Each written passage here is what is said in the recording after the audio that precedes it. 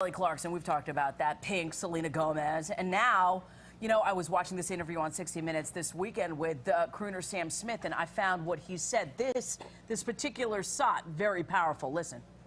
Called me fat. That affects me way more than someone calling me a but I am gay, and I'm a proud to be gay, so there's no issues here.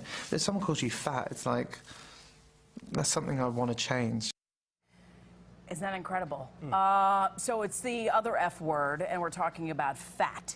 It's the word that is so powerful that a lot of people are paralyzed by it. Yeah, so why does that word hold so much power, and what exactly is fat shaming? Well, joining us now to talk more about this topic is Dr. Jody Gold, a child and adolescent psychiatrist and author of the book Screen Smart Parenting, and plus-size burlesque performer Lillian Bussell. Thank you both so much for coming in. And, you know, we were actually listening to you yesterday on the broadcast, some of your TEDx speech about the other F word. So I wanted to ask you, what does the word fat mean to you? Well, for me, although I grew up with it being a very loaded word, yeah, it just means fat. It's who I am. It's what my body looks like, and it doesn't mean ugly. It's not loaded with all of this shame and all of these other connotations. But I gotta imagine it's been a process to say that, you know what, it's not a loaded word anymore, because when you're young and you're impressionable and this is what you value, that is a very hard thing to get past. I mean, it's like, you know, it's a shameful, you carry it, like I was saying, it's like a scarlet letter. I'm fat. Sure. I don't belong. I'm ugly. It's all those connotations. Yeah, and on top of that, it's more of I'm not fat. Oh, I'm not. Don't say I'm fat. It's not a secret. Yeah. I'm not hiding anything from anybody. I love it. I love it. Doctor, why do you think this word has so much power on people? I think it's a very shaming word, and our culture so promotes thinness, when thinness doesn't necessarily translate into beauty or happiness. What's really important is to have a positive body image. Yeah, and you know what, we talk about it again and again and again, and these are some of the twit pictures that we're talking about, where people are talking and being really, really, you know, ugly and nasty about people, and there are those Twitter, you know, trolls that say those mean things to you. But, you know, we're talking about it being a loaded word, and we're talking about how we as a media, as a generation, we continue to do this again. Ideals of beauty have changed over time, and they have always continued to change. But why does this idea of beauty, this one idea that I think a lot of people are brought up with, but that is in magazines, you know, that is on television, that is the one that's always expressed. You have to be a certain way, and if you don't follow it like sheep, you're not considered beautiful.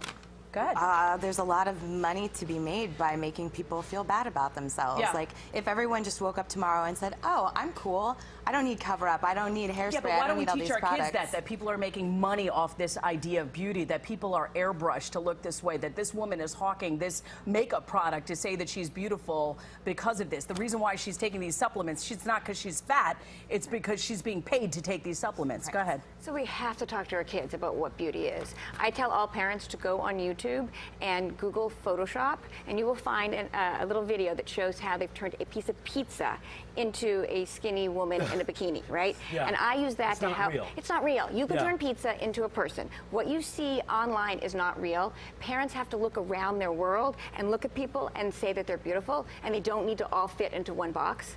Well, tell me this, though, right? So I'm at the doctor maybe 2 weeks ago. I'm getting a physical. You know, step on the scale. Doctor says, oh, Corey, all right, yeah, this is good, that's good. But you can lose a few pounds. You know, says that to me. And hey, it's true, right? I mean, he's a doctor. He's telling me I should lose a little weight. So shouldn't health be a part of this conversation as well? Well, because a lot of people will say, looking at you, hey, you're not healthy. But see, that's the thing. You can't tell somebody's health just by looking at them. Yeah. You can't. Somebody can be very slim and have health problems. Someone can be very large and be super healthy. Yeah. And on top of it, where body image is concerned, don't healthy people get to feel good about themselves as well as not healthy people? Like, does it matter how healthy I am? But for me to like myself. I'm sure people would hear that and say, well, should you feel good about yourself if your behavior is unhealthy?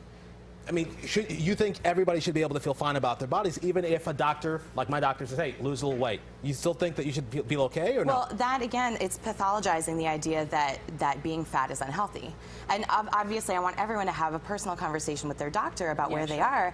But I go in to get my blood pressure checked, and it's always ACEs, and I always get a shocked look from the nurses. Yeah. And it's crazy. Yeah, and I think the bigger thing that we're talking about is the shaming fact. I mean, like, why are we shaming people to make them feel bad, to make a fat be like a loaded word, to make plus size be like a loaded word?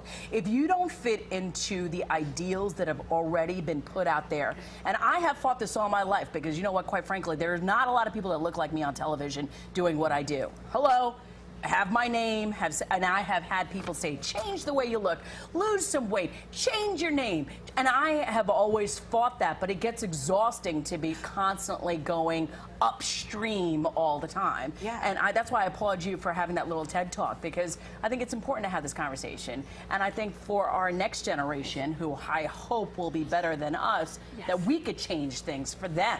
And let's be clear, fat shaming is not motivational at all. Yeah. People think that calling their kids fat will help them to lose weight. No. There's actually medical studies out that show that fat shaming increases appetite and causes people to gain weight. So if you want to help your kids, you got to focus on them feeling good about their bodies. Don't tell, I hear 4-year-olds who say they're fat and need to work out. That's ridiculous. 4-year-olds need to be active. They need to have mastery over their own bodies. You want to cultivate activity. You want to point out beauty around them. Yeah. And if you're going to make a change about your body, you have to do it from a place of positivity, not from a place of shame and negativity. Absolutely, because that will never stick, and we've seen that people do that from a place of shame and negativity, and change never truly happens. So let's make our kids be positive. Thank you, applaud you for having this conversation, Lillian, and of course Dr. Gold for talking about this, and fat shaming will